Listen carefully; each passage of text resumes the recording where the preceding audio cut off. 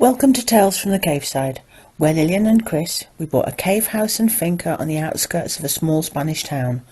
Follow us as we learn to renovate and create a home that we will be proud of. Be a good boy. Yes. Good boy. Say hello to good people. Over there. In a secret place. Hello! Hello. And hello from Loki and Kai. It's a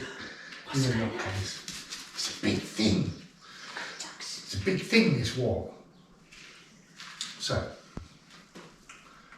Conclusions on the wall. You know it. It's now structurally sound.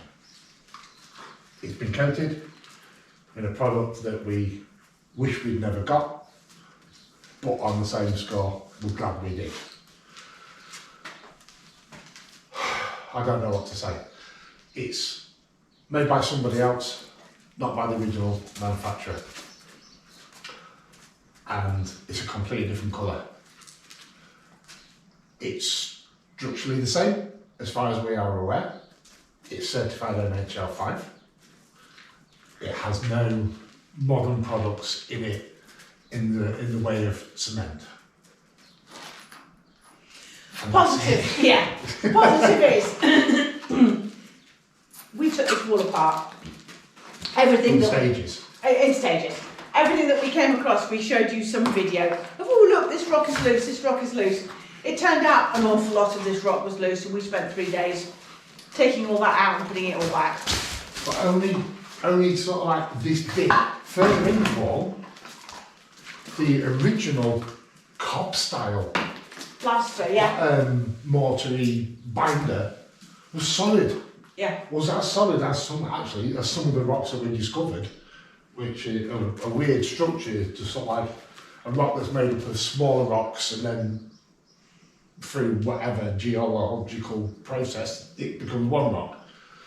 But that's really, really big, and that's the pinky coloured rocks that we have noticed. There's a little bit of the wall over there.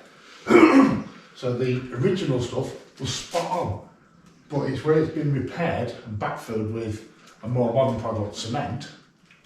The cement had just rotted away. It is either badly mixed, or because it's damp all the time, it just broken down and rotted. The reason it's damp all the time is because if you can see the coloration difference, this is a lighter grey than here. This is approximately ground level outside. Yeah. With the roof, and we've got a little road just there at about this level. So that's underground. It's going to have inherent moisture all the time. And that's the idea with using the lime, because the lime breathes, lets the moisture out, and it can then go somewhere. Yeah, we have windows, we have doors which can be opened, so that's also not a problem. And we had some air bricks put in at the top as well, so the moisture can get out as well, which is another thing. The electricity, when it comes from the box, it was originally going to be going up and around and coming down. We've changed our minds. The electrician doesn't know yet. He'll find out soon enough. We're going to run it underground. Therefore, leaving this whole wall free. You never need to find out, think, oh, look back, whereabouts exactly did we run these tubes or anything like that for electricity. We can mount shelves, we can drill holes in, God forbid, but we can drill holes in it and mount shelves. Or put the occasional picture up and not worry about where the electricity cable is. And go like the rustic thing, like the big wagon wheels or the other things that you see other people have in town. That may be our thing, we may like to do that. But you need something big to mount it onto to take the weight, so we've got no problems.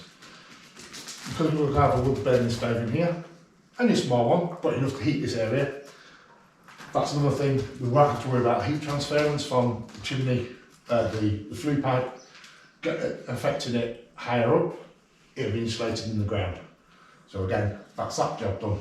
And we also have these little hollows left where apparently, from what we've been told, it looks like there were beams put in, whether it was for a floor or an old ceiling roof, who knows, doesn't matter. The thing is, we already have these divots left, so we will put the adjusting plug sockets, back boxes in there anyway. It's much easier to go along and up this far than along the top and all the way down.